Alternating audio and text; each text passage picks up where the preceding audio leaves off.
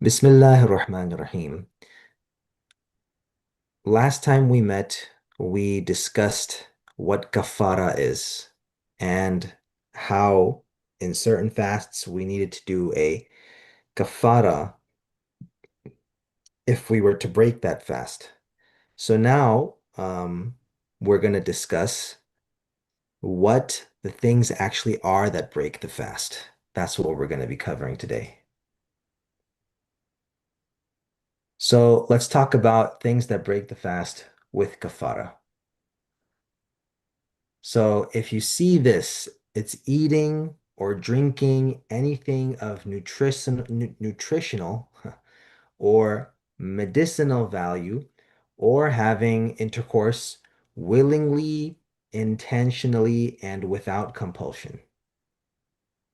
If you do these things, if you eat willingly, intentionally, without compulsion, drink willingly, intentionally, without compulsion, means you know you're fasting and you know that that thing breaks your fast, and you do it knowing that it's going to break your fast, and you went ahead and did that action without any person compelling you under pain of loss of limb or life, then you have to make up that fast that you broke this way, and you have to pay kafara as well.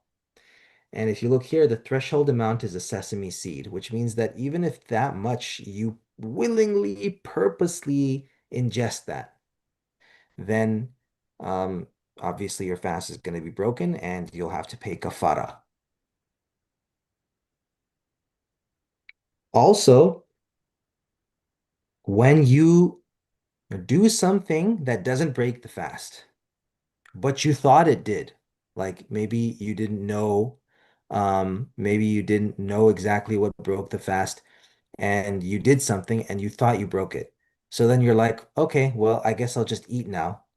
So when you eat thinking that you broke your fast, the fast will be broken anyways. It wasn't broken before, but you thought it was. But this time, the fast will be broken and you'll have to pay kafara for it. So, for example, see right here it says eating after backbiting, because people used to think that many people still think this actually, erroneously, that backbiting, speaking ill of someone behind their back, is something that breaks the fast. But actually, it doesn't break the fast. It's just something that's wrong. It's always wrong to do. It's always something that's haram. But it doesn't break your fast to do it. But if you thought it did break your fast and then you ate, well, now your fast really is broken and you have to pay kafara. So this is basically very, very few things in which you'll have to pay kafara. Basically, the willing, intentional, without compulsion part is the operative concept here to necessitate kafara. Let's look at the things that break your fast without kafara. These are important too, because you do need to know whether your fast is broken or whether it's intact, depending on the situation. So, this is just a few of those things. So, eating anything that's not of nutritional value or not customarily eaten. For example, raw rice. Raw rice is not something you customarily eat. Flour, that's not something you customarily eat. You eat the flour, but after you make it into dough and you bake it, right? You don't eat raw flour. Mouth full of salt. Um, that's not something you habitually take. You don't like eat a mouthful of salt. In fact, it would probably be very difficult because salt in the flavor, that much salt in the flavor profile is going to really make it difficult for you to palate that thing and stomach it. So, and same thing, like you're eating something that's not of nutritional value. Like if you eat a rock or a piece of wood, these things will break your fast because something went inside of your digestive tract. But because it's not of nutritional value and it's not customarily eaten, you don't have to pay kafara. Next thing is chewing food from between the teeth, which was like it was there from before the fast started. Sometimes we have like food stuck between our teeth. Um, our dental hygiene may not be what it needs to be. And while we're fasting, from the suhoor time, from the morning meal time, there was some food that got stuck, and now we're fiddling with it, and we kind of chew it a little bit, and then we swallow. Uh, so for some people, that's a very unpalatable scenario to think about. But if that happens, well, if the food that you ingested from that was stuck between your teeth, if it's the size of a chickpea or more, it's going to break your fast. Very similar to prayer, where if you're, chewing and swallowing food that was stuck between your teeth from before the prayer started, if it's a chickpea or more, it's going to break the prayer. So same thing here. If it's a chickpea or more size, it's going to break your fast. The next thing is the use of a suppository. Using a suppository, using an enema, if the medicine is forced up about a finger's length. In fact, anything going up that side about a finger's length is going to break the fast because it's part of your digestive tract. Next thing is accidentally swallowing water while rinsing the mouth. Okay. And some people, they say, well, it was an accident. Well, there's a difference between accidentally and forgetfully, right? For example, if you drank water and you forgot that you were fasting, that's different from you were fasting and then you're gargling and some water accidentally went down. Or you're fasting and it's raining and you look up and some water like trickles down into your like nasal cavity towards your throat. Or you hold out your tongue for some reason and the water goes down into the throat. Yeah, that's all going to break your fast, even though it was an accident.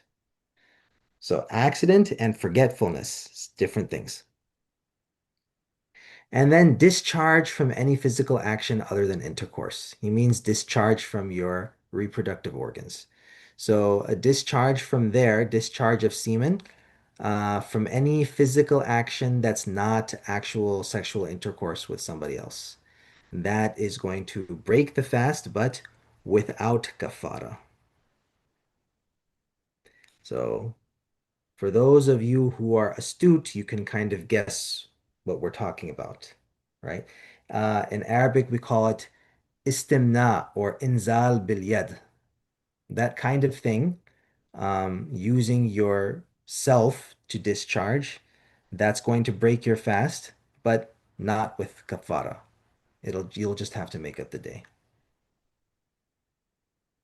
Moving on. The next thing is breaking the fast under coercion. If someone holds you at knife point, threatens your life or your limb, and says break your fast. Someone holds you at gunpoint and threatens you and says break your fast. Well then, you obviously you're gonna eat because you need to preserve your life.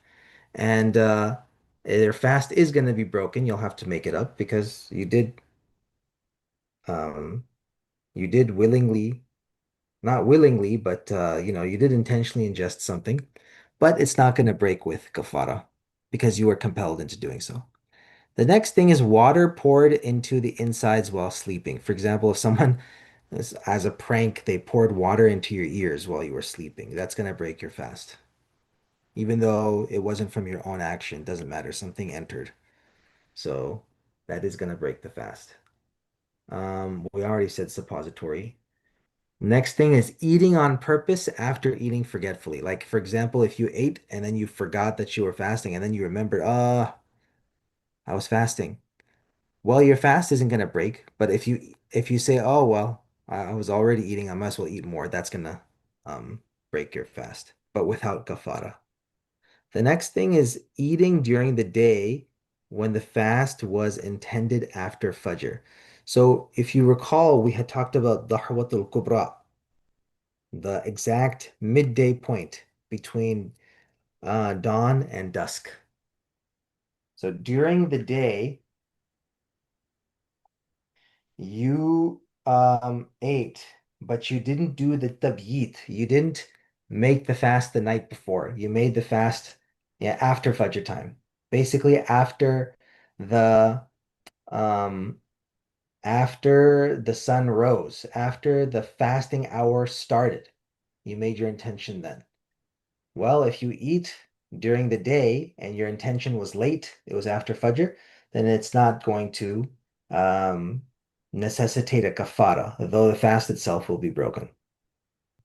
The next thing is vomiting intentionally, where you force yourself to vomit. So if you force yourself to vomit and your vomit is like a mouthful or more, then it's going to break the fast, but without any kind of kafara. And these are the basic things that break the fast. And inshallah, we will be moving on to the next portion of this course the next time we meet.